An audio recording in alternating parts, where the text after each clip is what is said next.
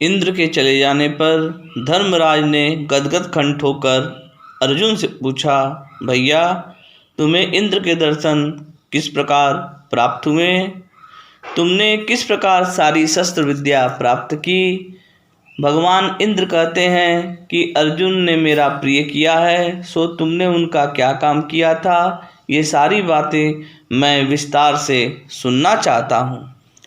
अर्जुन ने कहा, महाराज एक बार वन में दिव्य घोड़ों से जुते हुए इंद्र के दिव्य और मायामय रथ को लेकर मातली मेरे पास आया और मुझसे बोला, देवराज इंद्र आपसे मिलना चाहते हैं।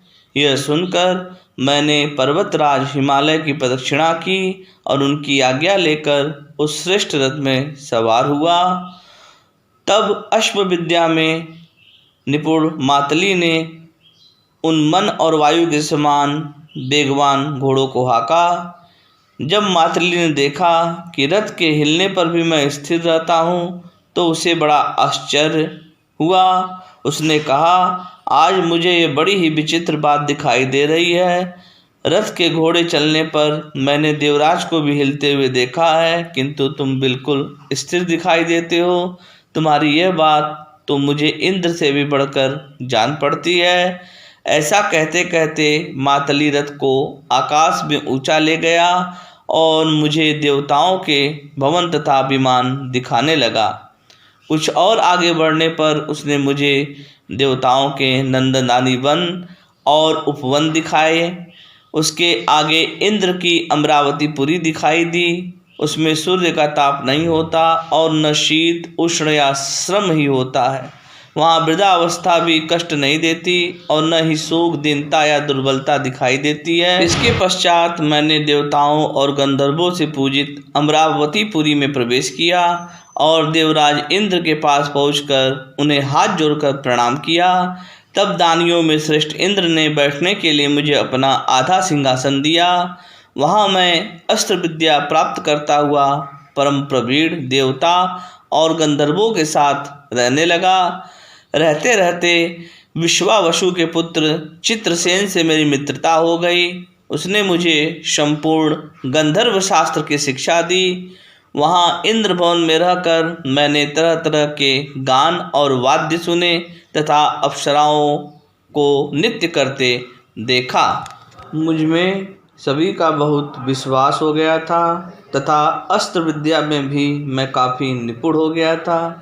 एक दिन इंद्र ने मुझसे कहा, वत्स अब तुम्हें युद्ध में देवता भी परास्त नहीं कर सकते। फिर मर्त्यलोक में रहने वाले बेचारे मनुष्यों की तो बात ही क्या। अब तुम युद्ध में अजय और अनुपम होगे। शस्त्र युद्ध में तुम्हारा सामना कर सके ऐसा कोई वीर नहीं होगा। तुम सर्वदा सावधान रहते हो, व्यवहार कुशल हो, सत्यवादी हो, जितेंद्रिय हो, ब्राह्मण सेवी हो और शूरवीर हो।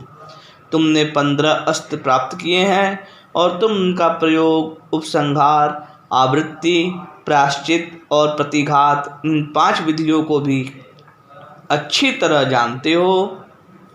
अतः शत्रुदमन, अब गुरु दक्षिणा देने का समय आ गया है। निवात कवच नाम के दानव मेरे शत्रु हैं। वे समुद्र के भीतर दुर्गम स्थान में रहते हैं। वे 3 करोड़ बताए जाते हैं और उन सभी के रूप, बल और प्रभाव समान ही हैं। तुम उन्हें मार डालो, बस तुम्हारी गुरु दक्षिणा पूरी हो जाएगी। ऐसा कहकर इंद्र ने मुझे अपना अत्यंत प्रभावपूर्ण दिव्य रथ दिया। उसे मातली चलाता था और मेरे सिर पर यह अत्यंत प्रकाशमय मुकुट पहनाया। एक अवैध और सुंदर कवच पहनाकर मेरे गांडीव धनुष पर एक अटूट प्रत्यंचा चढ़ा दी। इस प्रकार जब मुझे सब प्रकार की युद्ध सामग्री से सुसज्जित कर दिया गया तो मैं उस रथ पर चढ़कर दैत्यों के साथ युद्ध करने के लिए चल दिया। तब उस रथ की घरघराहट सुनकर मुझे देवराज समझकर सब देवता चौकन्ने होकर मेरे पास आए। फिर वहाँ मुझे देखकर उन्होंने पूछा, अर्जुन तुम क्या करने की तैयारी में हो? तब मैंने उन्हें सब बात बतला कर कहा, मैं निवात कवचों का वध करने के लिए जा रहा हूँ, अतः आप मुझे ऐसा आशीर्वाद दीजिए जिससे मेरा मंगल हो।